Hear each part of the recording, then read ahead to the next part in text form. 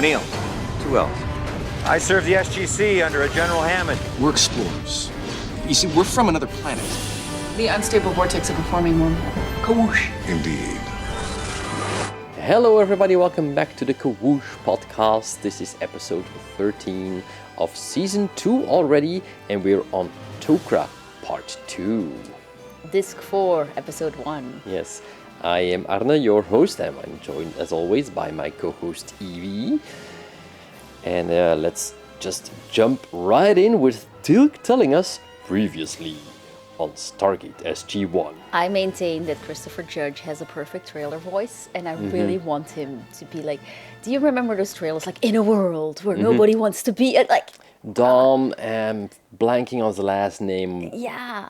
He was actually a sound engineer, he did that on just like, I think he thought he needed it for the trailer, so he recorded it, and it was such a success that they kept asking him to do it. Wow. So the inner world was his thing. He invented that.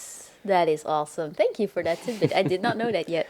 Also, did you know that Christopher Judge's voice, as we usually hear it, is not his natural voice? I know. The first time I saw him behind the scenes, I was like...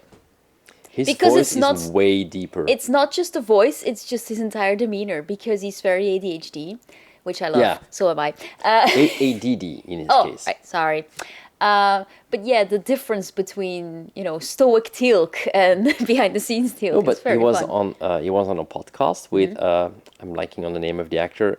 I'm not that familiar with him, but he was on the podcast, and he was saying that he actually pitches his voice a little bit higher because his voice is so deep that it becomes a little bit threatening to listen to because he's so imposing. Okay, now I definitely want a trailer.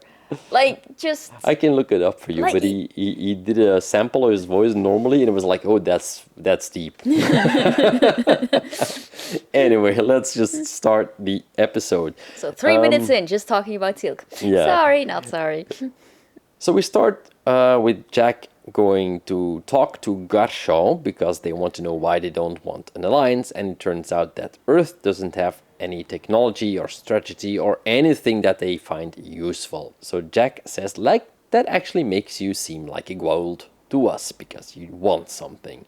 And Sam says, no, there's another reason, you're just not telling us. And it actually is because nobody of them wants to be, or wants to blend, as they call it, with a symbiont, and so the fact that they're sickened by that is actually why they don't want to form an alliance with Earth. So at this point they will remain prisoners. I mean, I get where they're coming from, because they're all like, the distaste for our very being is how she voices it, and she has a point. But then she goes on to say, like, you could have saved one of us, and like, okay, fair, but like you kind of sprung it on them, and also all of them have shit to do. Like, you're just asking them to drop everything, leave everything behind. I know that there was like a miscommunication all the way at the front, and they could have been better at their reacting. Plus, the 4 people that are there actually have really good points on not wanting to blend. Yeah, but like Sam has an experience, Teal'c has his experience, Daniel has his experience. I know, but Jack is kind of blunt when he says, I'm a pass. And Daniel also, like, if Daniel said, I'm sorry, I have to find I don't know. Just, it was... Yeah, both sides could have done a little bit better in communicating. But again, this is the strength of this script. Like, I understand both sides. And this is very well done. So we cut to the opening credits, and afterwards we find both SG-3, I believe it was, and SG-1 sitting around in one of the rooms/hallways. Not just sitting around, they are expertly placed. I always love the blocking of the characters. Yeah, the blocking of the characters is always so on point. You can tell that somebody took the time to do their job. It's kind of an art. To be able to do this, especially in ensemble TV shows where everybody needs to be in the frame, especially in wide shots and stuff like that. So blocking those is very important, and it's always and it's fun to see that they can do it. Yeah, and it's not just the main actors, which is very much the director's job, but like all the extras. Is that the third assistant director's job? I think so. Yeah. think so. And he's the Second one who- helps with planning, Yeah. and third is in charge of extras. Yeah, my confusion came because in Belgium we mostly merge 2 and 3 Yeah, because yeah. of But I budget believe, reasons. if I'm not, I could be mistaken, but I I thought it believe was that's third. the way it is. Yeah. Yeah, and then he's the one, or they're the one. Sorry, I shouldn't Yeah. assume. Exactly. Never know. Bad points, Evie. But they are the ones directing all the extras. Like, you go over there, you go over, and that is not easy to do. Like, have you ever tried herding cats? Yes. I mean, You guys, every session we play. that too. Also, you have 2 ADHD people in the house. Yeah, and like 4 of them in the campaign. You keep inviting ADHD people to your table, and then you're confused about why are you going that way? Like, there's a perfectly good. You're gonna talk to the bartender, and you okay. I never wrote mind. like six small sessions. We're To not be even fair, halfway. to be fair, we're doing the same thing right now. Yeah, okay. So, Sam goes to Colonel Makepeace to ask if he knows how her father is doing, but he doesn't. He was just sent there to get her back. So that makes her a little bit frustrated because her father doesn't even know why she's not there. Yeah. Jack reassures her that they'll get her back and that there's 8 of them now. And Tilk asks if this is a joke because there's hundreds of Tok'ra they Yeah. will Also, have to there's get rings past. you need to get to the like. Are you trying to be funny? Like, I don't know how he says it, but it's very much like he's saying you're being an idiot without saying you're being an Yeah. idiot. And then Sam actually starts doubting about the idea of being a host because she's starting to understand, and suddenly she gets an idea and she asks to speak to Gashaw. And Sam asks her, since a symbiont can cure most diseases, can it cure cancer? And they don't know what cancer is because they don't know the name. But once she explains it, they say, "Oh yes, we cure this all the time in humans." Which is kind of rude, but fair. Yeah. I So mean, Jack tells them that they might have a host for them, but they will have to go to Earth, and in the end, only 2 of them can go. I do love that Sam is the one who comes up with the idea Yeah. because that makes the most sense. It does make the most sense. And also, if it came from anybody else and they had to convince Sam, then it would have felt off to me because Sam is the only one who has experienced this. Yeah, she knows exactly. exactly what she's offering up to her dad, basically. So Jack and Sam are the obvious choices, and they arrive at the SGC, and they go to speak to Hammond, who is not convinced about the whole idea. He thinks it's like handing over a person to the Goa'uld. In his eyes, the Tok'ra are the same as the Goa'uld, but Sam corrects him. They say the Tok'ra, she says the Tok'ra are very different, and Jack actually agrees that they are. Hammond counters that they're still keeping some people prisoner, and they held them prisoner.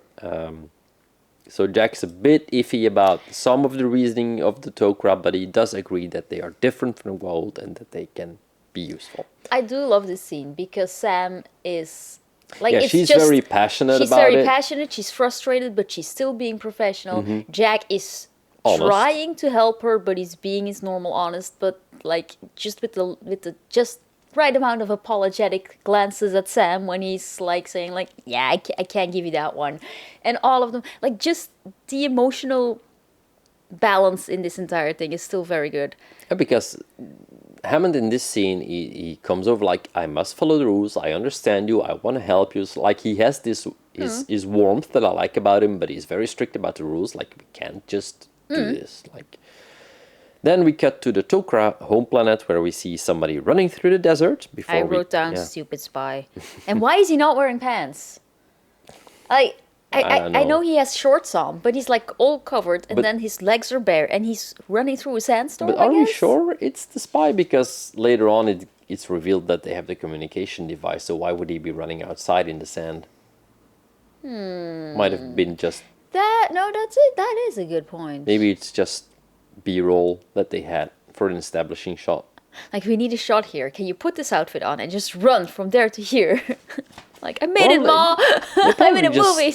They probably just shot a bunch of stuff on Yeah. location. I don't know why I thought I was a spy. At that point, it made sense. I'm just thinking Yeah. about it now, like maybe it didn't. But We cut inside, and Teal'c goes up to Garshaw, and he tells her that he has a lot of admiration for them. She says she feels the same about him because he's one of the Jaffa who stood up to their god.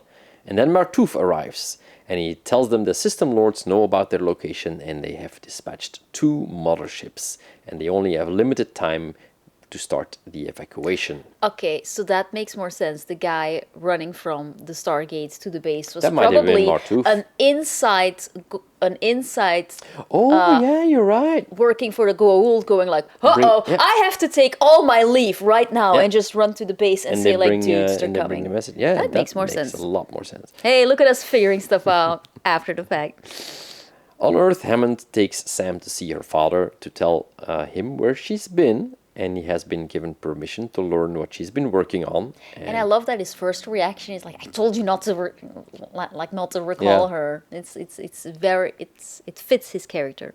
And she tells him that they need his help. And Sam asks if he has ever heard about the Stargate program, and she tells him that she travels to other worlds, and of course he doesn't believe her at first. And he asks her what she wants him to do. She explains what she wants to do, and then he goes like, so I have to travel with you and die on another planet. But she tells him that's not what she wants him to do. She thinks that the Tok'ra might cure him. And Hammond is sitting by the whole thing, and is like, yeah, it's a doozy. Yeah, I love that. For a few things I remarked about the scene is Jacob has a sense of humor that is adjacent to Jack's humor. Yeah. And I love that. It also, it's good that they start layering it in over here, because it will become important later on in the episode. Yeah, but Jacob always had a sense of humor, but it just jumped out at me suddenly that Jacob has a sense of humor. But we didn't see him that often in the previous 2 episodes, true. so here it really comes to the front. Yeah, and also he says Holy Hannah too. I love that. He's like, Holy Hannah. I'm like, that's where she picked it up from. That is like details like that. They carry so much weight. That's just good writing. It's good relationship building. And also just the way Hammond said, I'm not going to lie to you, it's a doozy. That's also speaks of their... Anyway, I just... Also, it's his Texas upbringing, like, it's a doozy. So they bring Jacob to the SGC, where they bring him in front of the gate. It activates, so he's very much in awe of the whole thing. And then Sam and Jack walk him through the gate. And on the other side, he asks if they do this a lot. Jack says like twice a week. Yeah, once or twice a week. Yeah, and Jacob says beats the hell out of a shuttle on the back of a rocket. So yeah, that's his sense of humor. But there is nobody there to meet them. So at this point we cut back to the base where they are evacuating. They're bringing up stuff with the rings, and then the ring comes down, and we have Sam, Jacob, and Jack in there. And they see Colonel Makepeace helping out with the Tok'ra. So Jack asks what's happening, and Makepeace says that they're free and they're helping with the evacuation. Now Jack, of course, is confused because he doesn't know what's happening. But I do love that their first response was not, okay, let's get out of here. But they're like, well, we're trying to make an alliance with these people. They're obviously in trouble. We're going to help. What do you need us to do? And they're all just helping. And I don't think it's that calculated. No. I think it's like, oh, Goa'uld are coming. We're helping getting you out. Yeah. That's just a natural thing they're to do in for the them. fields. There's trouble, and they're responding to it. So Sam introduces her father to Teal'c, which, of course, is a bit weird because Teal'c is very stoic. And then SG-1 goes to get all their gear, and we see that they're reversing the corridors. I think they call it vanishing corridors later in the episode. So they're packing up. They're packing up, basically. They're collapsing all traces of and their... And Teal'c is very impressed. And meanwhile, He says, shall knock, which Daniel translates to very cool. I'm like, you don't have to translate it. Everybody got, like, the gist of it. It's funny. Yeah, I know. And they do need to give some dialogue to him. That did jump out to me. Like, sometimes they would just give throwaway lines to Daniel. Like, oh yeah, and Daniel is here too. But it's normal if you have a team of multiple it's very people. Normal. So they bring Jack up to speed with the Goa'uld ships arriving. And we get a shot of the 2 Goa'uld motherships in hyperspace. We've seen this shot before, but we get it. It was an expensive shot. Reuse that. And then Sam brings Jacob to Selmak, and Martouf is there to greet them. So Sam explains who they are and who Selmak is, and that it's about two souls sharing the same body, which I thought was a nice way to put it. Jack wants to know how the System Lords got to know the location, and he asks Tilk, how small do those telecommunication balls go? And then Tilk says that they fit in the palm of your hand. I forgot to write down how he calls it, but Jack calls it every time. He calls it something completely different, and Teal'c, without fail, will say the correct name right after he says it wrong. So just like the telecommunication, the dynamic telecommunication. I don't know. I forgot, but it was. Yeah, it does have a name, but I just love that. Meanwhile, Jacob. He isn't really sure, and Martouf says that they won't force him to decide. Sam asks if he maybe wants to speak to Selmak, and it's immediately clear that they share the same sense of humor. Then Selmak lets the host Charus speak, and she speaks highly of Selmak and the sense of humor. Sam says, like, that's great, you'll be able to sit around for hours and crack yourself up. That's not hard. I do that all the time. But yeah. I love this actress. Like when we first see her, you get the impression that maybe this is just a throwaway role. Like you just have to lie there. And but keep she your plays eyes. this so well. It's a minor role, but it's two people, and she plays it as two different people. You can. Selmak has this old wise thing going on, very well spoken, and then when it's the host, she's like very grandmotherly. Yeah, exactly. She's still old, but she's more grandmotherly old. Not that grandmothers can't be wise, but Selmak. No, but it's different. It is a different kind of. They're two distinct personalities. And I also love that they take their time with this. They don't just come in and say like, okay, go slap that host in there and go. No, she goes out of her way to tell Jacob that be careful. There's dark memories buried in here, and you will feel all of them. And at that point, he actually walks away for a moment, and he's coughing. And Sam follows him, and he says, throws up actually. Something happened. I wasn't sure, but. He tells Sam that he didn't want to see his future soulmate seeing him like that. So at this point, he actually made his decision, and he's not entirely convinced, I think, but he says like the other choice is death, and that's not acceptable. I do love that. This is very much like they don't just say like, oh, you need a host, I am a host. No, there's a talk going on, even though they're running out of time, but compatibility is important. And it's good to see that there's no snap decision at any moment. Even at the point where he makes his decision, there's still some lingering doubt there. And like he can see that it's a good decision, but he's not. Yeah, and even then, even Selmak is like, hang on, I have a choice here too. Yeah, that's... oh, sorry. I jumped ahead. Yeah, Selmak actually also says like, I want to get to know you before we do this. So yeah. Jack, meanwhile, goes to Garchon, and he says that he thinks they may have a spy in their ranks. He has a pretty good idea, and he says keep an eye on Kordesh. That's the older gentleman that was leading the rescue party in the first episode. Jack tells her that he has one of those communication devices, which they actually don't use in the Tok'ra, so they react immediately and they go find him. She says Kree. Which I loved. And they confront him in one of the collapsing tunnels, and he says he's Kordesh no longer and he couldn't stop it, and he basically commits suicide by tunnel collapser. Yeah, he burns up in the tunnel, which is kind of sad because it wasn't the host's fault. Yeah, it wasn't entirely clear, but it becomes clear pretty fast after this that this was the host committing suicide and the symbiont is somewhere else. Yeah.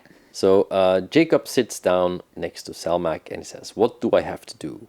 But Selmak at this point says that because Selmak says she also needs to decide if she likes him. So she wants to know what he thinks about the Goa'uld, and then he of course makes the mistake of saying that you're the first one I met, and she scolds him for that. And he apologizes, and he says that, but with everything that he's heard about them, that he's pretty sure he won't like him. he walks up to her and he tells her that they don't really have a choice, and it scares the hell out of him. So Selmak decides, yep, I like you. It's the honesty goes, and the I humor. decided that I like you. Yeah. And like, It's so aw. funny, Like, yeah. yeah. But he must understand that there's no way back, and Jacob just wants to know if he'll still be able to talk to his daughter. And he can, but Selmak is not sure if the blending will work. She's very weak, and his body might be worse than they know to repair. So Jacob takes Sam aside for a moment. Yeah, he's like, can I have five with my Yeah. kid? Which was a really touching moment too. And this is a really good scene. He tells her he's proud of her, even when he thought she was working on satellites. Yeah. And he says, I know I'm a pain in the ass, and maybe this Tok'ra lady can help me with that. So yeah, this was a really good scene. It Yeah. was short, but very well done. Yeah, and even like Martouf is in the room, but he's not overly present. Like, Yeah, but they know where the focus is. Yeah. The focus is at this point on Jacob and Sam. yeah, but even then, he only has a few lines, but even like the delivery has to be good, or it'll just clash and break the scene. But he's very respectful. I mean, he's keeping his distance. In the other room, Gershaw thanks Jack and the others for their help, and they might have saved many souls, but they still don't have anything to offer, is basically what she says. And Daniel says, maybe we do. We have potential hosts, and it is something we might have to look into in the future. And the Gershaw kind of agrees, yeah, maybe It's worth that's- exploring. yeah. Is what they settle on. Exactly. Then Jacob lies down beside Selmak, and it's told to us that the Tok'ra don't enter through the back of the neck. So Selmak says to kiss her. And No, but what is also important is then why don't go all to it this way? And they say they don't want to be remembered of the horror on their own face when they take the host. And they don't want to remember that every time they look in the mirror. So I thought that was a very nice distinction between the two as well. Exactly, because they will take him by force. So yeah. And then the symbiont moves from mouth to mouth, and Sarouche closes her eyes and dies, presumably. Selmak says goodbye to her good friend, and then Jacob loses consciousness. They can only wait and see. This is basically you're waiting for the update to complete. Yeah, exactly. Like patching. The two motherships have dropped out of hyperspace meanwhile, and there's no more time to move Jacob. In the hallway, Jack notices the case with the communication ball in the hands. Which, to be fair, like you're trying to hide a Yeah. ball and you put it That in a will- box. exactly. The box that Jack saw before. Like, I'm sorry. At this point, shove it up your butt. Like, you're a bad spy. It fits in your hand, so put it somewhere in your clothes or something. Just clench it between your thighs and waddle for all I care. Like, put it in your hair and put Yeah. hair around it. Like, this was bad. You're a bad spy. You're Exactly. a very bad spy. You could say maybe they panicked, but even then they were But like carrying no. it around like Yeah, but this. still, we've seen this before. Gold don't make good spies. They're too arrogant. Yeah. They did not think they were gonna get caught. They act legitimately surprised when Jack spots them. Yeah. And then they try to make a run for it. So yeah, it's I believe it's the other woman from the council that we Yeah. saw in the first episode. So Kordash moved into that host. And then Gershaw says they will take the symbiont out without harming the host and They will punish attempt it. to. They will attempt to. Attempt? Yeah, Because we later find out that this is a technology they have. Well, yeah, but it doesn't always. It's tricky. It might not always work, yeah. Because even when Sam first gets taken over and the I forgot his name. Dang. Jolinar. Jolinar, he says, I will attempt to leave without. Yeah. But he always is honest. He's like, Jolinar is a she. She says, but there's always a risk. The host could die. Yeah. So yeah, that's what they will attempt to do. And then Gershaw kisses Jack on the cheek and says she thinks she might be able to call him friend. No, she says, I believe I shall be proud to call you friend. Okay, I Which wrote it was down wrong. very nice. And Jack is like, thanks, but also I just got kissed and this is kind of a weird way to It seal would have this. been so funny if she kissed Tilk. He would have been over the moon. Jack, don't ever wash your hands. Meanwhile, all of the Tok'ra have left and the gold have arrived. and so SG1 needs to go. And Martouf says he will stay with Jacob since he cannot be moved. And Sam says, she declines to go. She won't leave her father. And Martouf says that he will not let them be taken by the Goa'uld. So Jack orders the rest to follow, since it's pretty clear that Sam won't go. They arrive at the gate with Garshaw in tow, and there isn't much time. And they'll take her with them to Earth and then dial the new Tok'ra homeworld from there. And at this point, gliders arrive and start shooting at the gate while Daniel finally starts dialing home. Yeah, Daniel, what was that? Like, hey, there's gliders. He stands Shouldn't around we wait for Sam? Like, will you start dialing, until please? he's ordered to do so. Like, just start dialing. But that happens a lot. And I Yeah. get that it's because you need to build up, like, a time crunch. But why is it always Daniel who has to be like, what? Dial the phone, Daniel. Oh, right. Like, So yeah, they make their escape. And then underground, they can hear the explosions, and Sam hopes they made the right call. On Earth, they are waiting in the gate room, and I was a bit confused because we see the irises closed, but is the gate activated at that point? Because we see them activated later.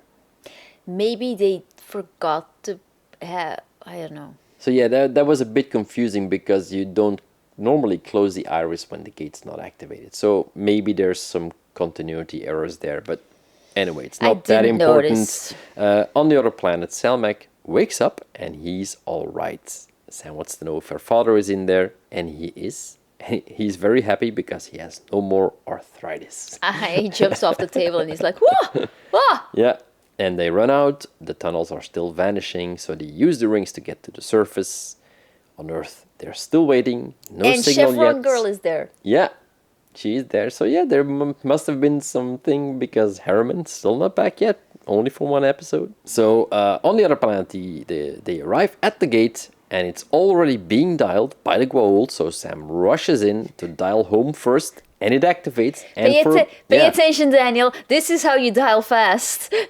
And they're not sure who was able to activate the gate first. So Sam... Yeah, but that is actually one minor complaint that I have about the episode. Sam goes, did they dial or did we? And you think like, ooh, tension. Even though you know they're not going to kill off Sam. Midway season 2.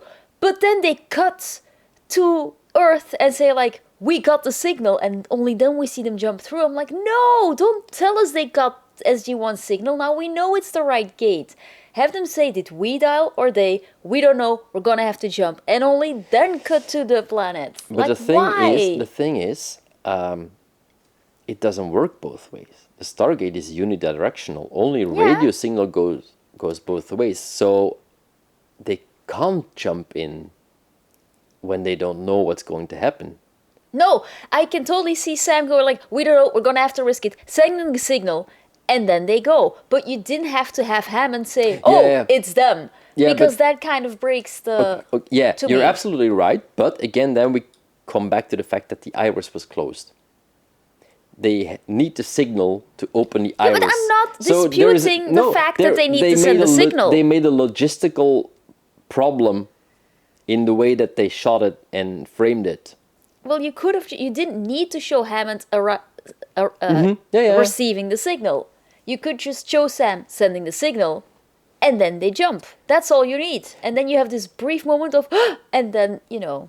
I think they just had a little problem with how do we make this, how do we get some tension in here, especially with the fact that if the others opened the gate first, then you can't really jump through. So they cut around it by going to Earth. And having the thing, I think it's like that. You can still jump, cut right before you see them hit the Stargate, and then cut to Earth. This is a very, very minor complaint. This is just me nitpicking. I also had this is like a weird way to cut the whole scene, and I think they did it because with some of the lore rules they made up, they actually got in trouble at this point. Oh shit! I think they overthought it. Yeah, but yeah, they come through. The iris is opened, they rush out, and then Jacob walks up to Garshaw to thank her for saving his life and that of the host. And then Hammond wants to talk to Jacob, who asks if the little fella talks. No, so So when a little fellow talks, is it in my voice? That's weird. And it's a very fun moment. and he tells Hammond that they made the right call, and it will gladly be a liaison between them and the Tok'ra. Then Garshaw says they have to leave immediately to move the Tok'ra to a new world because the next one might also be discovered. Well, probably is compromised Yeah. because they were evacuating to a planet that was known to the spy. So. Exactly. And she asks if they have a dialing device. And she's actually quite impressed when Jack tells her that they just threw something together themselves. Yeah. So this was like a really minor moment, but at this point I think like, oh, you're actually, you do have values, like this little thing. And then Jack's like very proud, oh, we threw something together. Okay, you didn't do shit, Jack, but okay, fine. Jacob then says goodbye to Sam, and he's actually happy with having a new goal in life. Yeah, he basically says, like, I was trying to get you a new assignment, and you actually gave me the best assignment an old soldier could ask for, which was a very sweet moment. And he also like tells her like apparently I'm the oldest and wisest amongst the Tok'ra. So he's actually kind of ooh. Ooh, kind of a big shot. Daniel then gives Garshaw one of these ID devices so they can come through if they want to. Second nitpick, I really hate that box. It's bulky, right? It is so ugly too. Like- Who designed that? This is humanity. It's Like it could fit in a watch probably. It's just a radio signal. Also that, but It's it just has a the little most transmitter. basic generic humanoid Yeah. figures on them. Like it looks probably- like somebody designed bathroom stalls. It's probably like they probably wanted to like do this something. gift box kind of thing like they did on Voyager with all Yeah, the... they probably wanted to do something like that, but it just They didn't I have any don't time in like the props design. department. But I and- guess that's the easy. You have it lying around. Of course, you're gonna reuse it. Yeah. Jacob hugs Sam one last time and he tells Jack, don't call us, we'll call you. And then the episode ends on a close-up of Sam watching her father leave. Which I thought was a very perfect way to end this episode. Because you have to end on Sam. And she gives this little perfect sigh of both relief and sadness. Because, this is going to be very long distance from here on out. And she has no idea when she's ever going to see her dad again. Yeah, and it happens right at the moment when they're actually reconnecting. Yeah. So yeah, I think we can say on the whole that this two-parter is really, really good. Yeah, really, really good. Like it broadens the lore again. We have the Tok'ra coming in. We have this relationship between Sam and her father that's so well done. Yeah, I love this one a lot. And the pacing was on point. The emotional arc was on point. Because sometimes you have two-parters and you're like, The first one is filler. Does this need to be a two-parter? Did it really? Or did you just wanted a two-parter so your budget was bigger? You don't feel that here. There's all the characters are necessary. All the emotional arcs are great. Like, nothing is rushed. The pacing is good. Like, yeah, it was really good writing. Same. And I think we covered most of the scenes and things we liked in here. One thing I noticed is you keep saying lore. Is lore something we started using because The Offspring keeps talking about lore? Might be. Because it didn't used to be lore in our Canon? days. Canon or backstory. What did we say? Like world building. World building, We said yeah. world building, but we started using lore because The Offspring Yeah, the kid uses lore keeps using it. for, FNAF and The Underground, and now it's Teenage Mutant Ninja Turtles. But yeah, Which- I really love the fact that we have these new factions, so the world keeps growing. Yeah. We Yeah. have Sam's father, Jacob. I really, really love that character, and he's gonna come back so many times. Really, really cool. Hammond was really good in these two episodes. Like this is Hammond that I think of when I think of him. Like this kind of person, and not the one who was yelling the orders all the time, but like no, he's compassionate but strict. Like He's dead. yeah, he's a dad. He's Yeah, a dad. So what do you think the chances are that 10 years down the line, the kid is going to be like, have you heard of this show called Stargate? And they try to explain it to us. it's Because very they had the possible. audacity to try and explain the Teenage Mutant Ninja Turtles to me. Like, excuse me, child, do not cite the deep lore to me. problem is that I know the turtles, I know of the turtles, but I never was allowed to watch them when I was a kid. So You weren't allowed to watch them? we didn't have cable, so Oh, it okay. wasn't really a possibility to watch it, and I didn't Okay. get the toys because I don't know. No, the toys were the toys sucked. But that's how I knew them. They come up to me with all of these things about the turtles, and sometimes I have to say like I don't know, because I know the turtles and I've seen most of the movies, but I didn't see the 80s series completely. So was this character already in there? I don't know. I know Bebop and Rocksteady.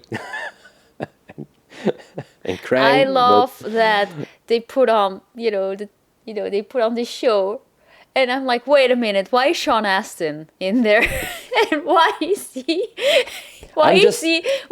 kicking the stuffings out of David Tennant? Like, I'm just surprised how many different series there are. I didn't know. I knew there were several, but this many. Yeah, we would like to apologize for going on a Teenage Mutant Ninja Turtles tangent on our Stargate podcast, and we Yes. will stop now. Exactly.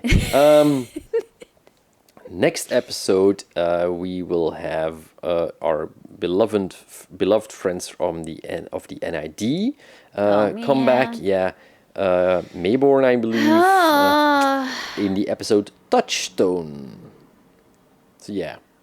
Is Daniel gonna touch something that he shouldn't again? No, I think Daniel's gonna be the righteous white knight, telling everybody how wrong they are. Probably. Daniel to me feels a bit like the toddler turning around, like, oh, they shouldn't do that. Like, you did that 2 seconds ago, dude. Like, Yeah. So yeah, we're gonna have to wrestle through that one, and then the next one is one of the top rated on IMDb, The Fifth Race. You'll remember it when you see it. It's when thanks. Jack gets his head grabbed by a device on the wall. Okay, that tells me. Yeah, that rings a bell. Yeah. So when are And we he gonna? does it more than once. Don't you remember? I think it's What? season 7 or something, yes, the end of season 7, because that's the reason they freeze him, and then he comes back and he becomes the general. So What? and he literally comes in like, I did it again. This rings no bells, but probably will. we'll get once there. we get there. We'll get so there. when are you gonna show off the Stargate I built?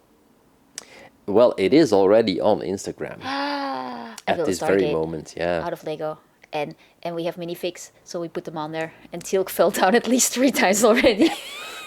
Well, you didn't put any studs on top. Well, no, the thing is, the staff. I gave him a Yeah. staff weapon, and it's a little top heavy, so he doesn't need much top load, and he's in front, so he keeps sliding down the ramp. I think if you put the staff a little bit more straight. Yeah, I don't do straight. Yeah, I know. That's probably why he keeps tumbling down. Anyway, let's just. So yeah, that will. So Touchstone will be the next episode we're gonna No. review. Or yes. Yes. Wait. Yes. Yes, the NID one with Colonel Mayborn, and that will be the one you will probably see us talking about next week. So we hope to see you then. Bye.